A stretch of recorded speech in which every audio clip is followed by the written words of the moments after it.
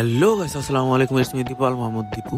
তো আমরা অনেকটা পথ জার্নি করার পর আমরা চলে আসছি হচ্ছে জাফলং। এখন আমরা আমাদের সিএনজিটা পার্ক করে আমরা জুতা কাপড় চোপড় কিনবো, আর এগুলো আমরা চেঞ্জ করবো, কারণ আমরা অনেকটা পথ জার্নি করে আসার কারণে আমাদের কাপড় চোপড়গুলো ময়লা হয়ে গেছে।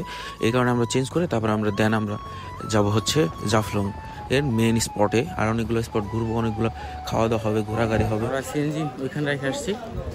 তো আমরা এখন জাফলং এর ইয়াতে যাবো, সামনে জাফলং নিচে নামবো পাথর ওই দিকে। তো যাওয়া যাক।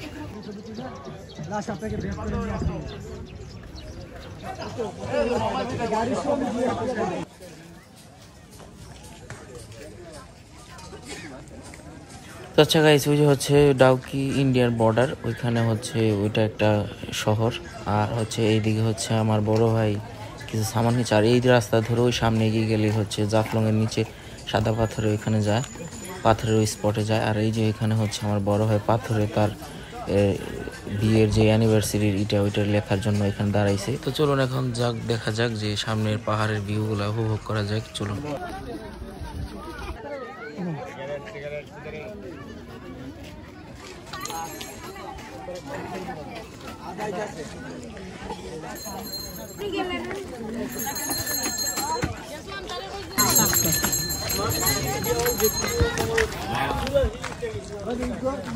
Nice view.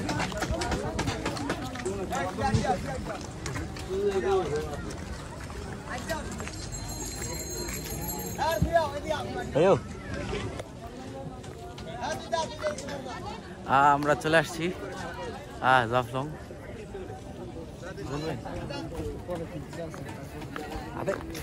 পরের দিন তো গিয়েছে।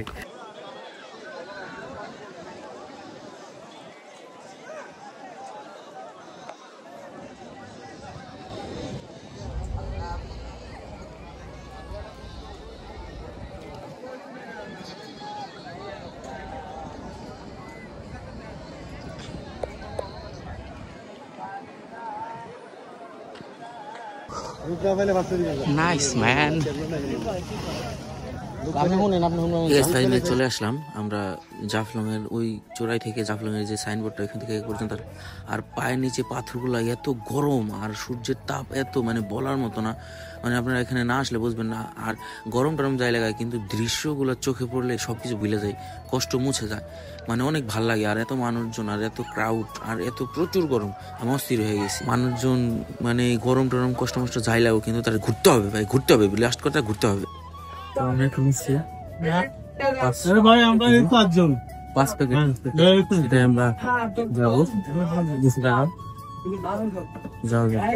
তো হয়ে গেছে ওইখানে, হয়তো কথায় বুঝতে পারেন নাই। আমরা হচ্ছে একটা প্যাকেজের ভিতরে 5টা স্পট ঘোরাবে 200 টাকা।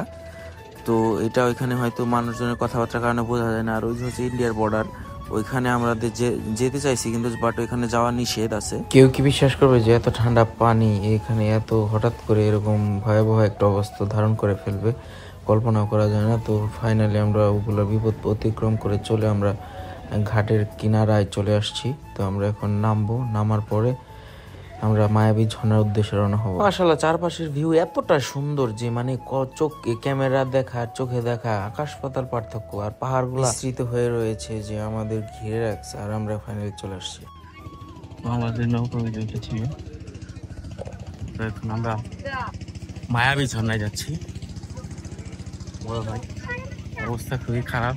সময় ভাবছি 1 ঘন্টা লাগবে, কিন্তু 1 ঘন্টা লাগে না, বহুত লেগে গেছে গা, 3 ঘন্টার উপরে লেগে গেছে গা। তো ফাইনালি আমরা আমাদের প্রথম যে স্পট আছে ওইখানে চলে আসছে, মায়াবী ঝর্ণার এখানে। তো আমরা এখন উপরে যাব, উপরে যাওয়ার পরে আমরা কিছু খাওয়া দাওয়া করবো। খাওয়া দাওয়া শেষ করে তারপর আমরা একটু রেস্ট নিয়ে তারপর আমরা আবার ঝর্ণার দিকে একটু এগোবো। তো এই ভিডিও এই পর্যন্তই। সবাই ভালো থাকবেন, সুস্থ থাকবেন। আমি খুবই ক্লান্ত, একটু রেস্ট করব, তারপর ঝর্ণার ওইখানে যাবো। তো সবাই সুস্থ থাকবেন, ভালো থাকবেন। পরবর্তী ভিডিও দেখার জন্য লাইক, কমেন্ট, শেয়ার দিয়ে পাশে থাকবেন। আসসালামু আলাইকুম।